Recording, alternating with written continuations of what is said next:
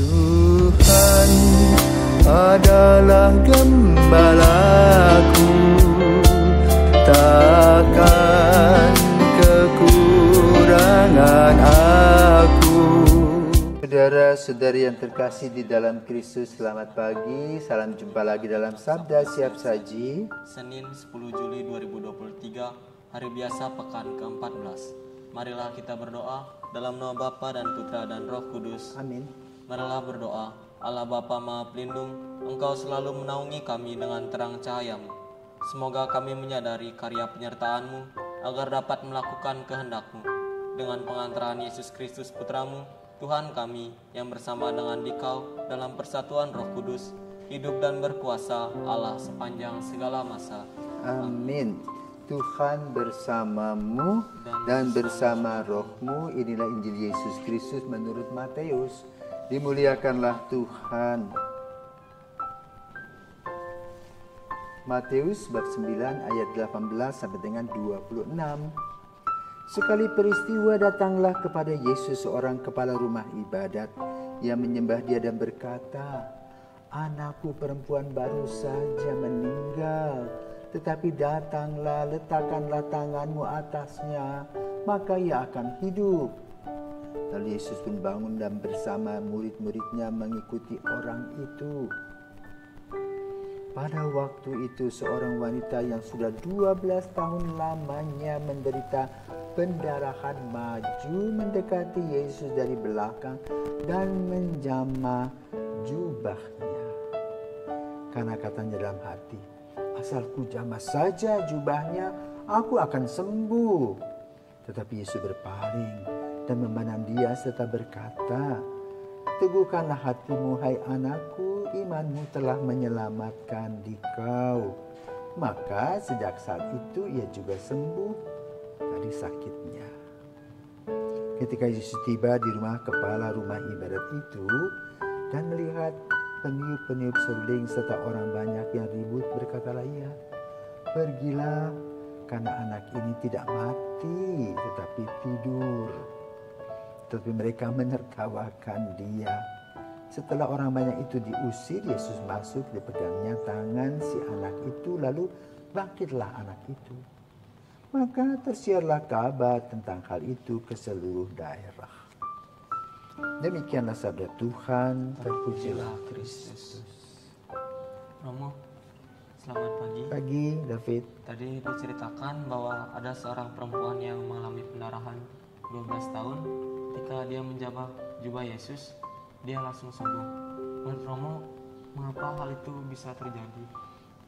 Ya, begini. Kita membicarakan, selamat pagi David, kita berbicara tentang konteksnya adalah konteks penyembuhan dan iman.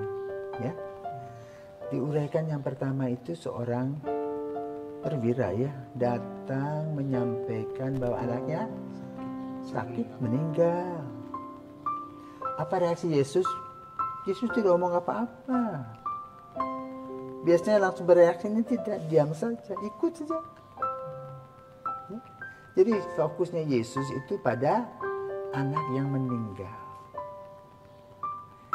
Lalu di tengah jalan ada seorang ibu yang menjamah jubahnya.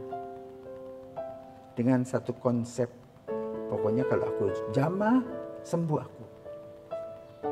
Itu iman. Dan betul kejadian, iman menyelamatkan.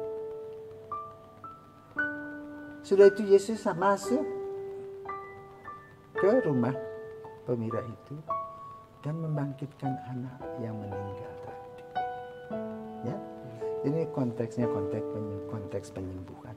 Lalu apa inti persoalannya? Ya, ada kasus yang berat, ada kasus yang sulit. Orang datang kepada Yesus dengan satu iman. Iman menyelamatkan. Maka kita juga harus berani percaya kepada Tuhan bahwa Yesus itu hanya menunggu reaksi kita. Apakah kita percaya atau tidak?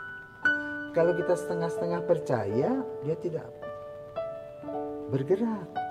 Tapi kalau kita total dalam hal iman, kejadian. Ya. Semuanya sembuh dari kanker karena doa adorasi di depan Yesus kerahiman ilahi ini. Ya. Waktu itu punya iman yang kokoh, sembuh. Maka lalu kita belajar bahwa dalam hidup kita sehari-hari banyak kesulitan-kesulitan yang memberikan kita warna. Kita bergulat dengan masalah-masalah yang kita hadapi. Kita jengkel dengan masalah-masalah yang muncul dalam hidup kita. Kita marah kepada masalah-masalah yang mengganggu pikiran kita. Kita sebel dengan orang-orang yang berbuat aneh-aneh. Ya, rasanya pengen begitu. Tetapi tidak mungkin. Karena yang kita hadapi bukan anak kecil. Ya. Apa yang perlu? Datang pada Yesus, melaporkan kejadian, melaporkan situasi hati kita, dan setelah kita melaporkan kepada Yesus selesai. Jangan dibawa lagi di dalam hati. Tapi kadang-kadang kita ini titip sebentar, bawa lagi ke dalam hati kita, dibawa lagi masalah-masalah itu. Tidak seperti tadi ibu yang 16-12 tahun sakit itu. Dan juga perwira tadi, percaya total. Seperti Pater Syalik itu percaya total. Maka seminari ini masih bisa berdiri sampai tahun ke-70 walaupun pernah mau ditutup. Dia berdoa dari jauh, doa sampai akhir hayatnya. Ya. Maka tahun ke-70 ini kita merayakan rasa syukur kepada Tuhan. Ya. Karena iman Pater Syalik itu bisa membawa seminari ini dalam usia ke-70. Dan cukup banyak anak, ribuan anak sudah dididik. Dan 50-60 pastor yang ada dalam seminari ini. Dan apa? Iman menyelamatkan. Maka mari kita berjalan dalam iman kita masing-masing yang total akan kita serahkan kepada Tuhan dan akan menghasilkan buah-buah kehidupan. Selamat pagi. Tuhan memberkati. Amin.